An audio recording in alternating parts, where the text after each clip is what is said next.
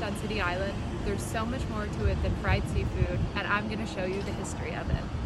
In 1654, Thomas Pell, the same Pell from the family behind Pelham Bay, bought this land from the Lenape.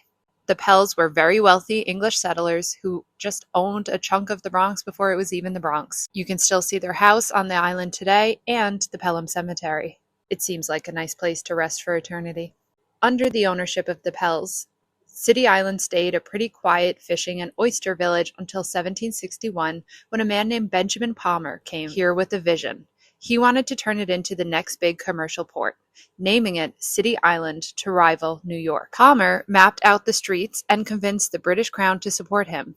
But the Revolutionary War messed up all his plans, and we know City Island never became that big port. We will see Benjamin Palmer with another great failed idea in the Bronx later. In the early 1900s, we started to see glimmers of what City Island would become. It was a maritime powerhouse and a destination in the summer.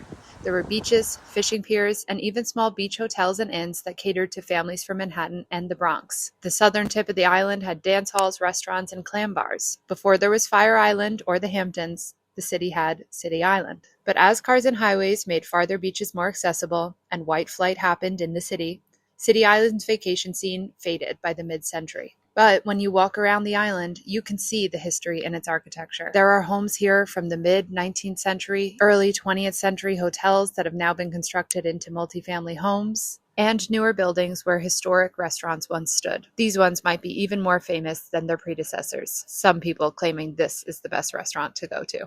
And while everybody comes out to City Island for the fried seafood, there are so many options here, including the Black Whale, the City Island Pizza Company, and where we went for breakfast this morning, which has a distinct Cape Cod feel, the City Island Diner. Their rolls are my favorite and tasted just like my childhood. And if you're in the mood for a sweet treat, Lickety Split can't be beat. There is so much more history to see. Let me know if you go there for a visit or some food.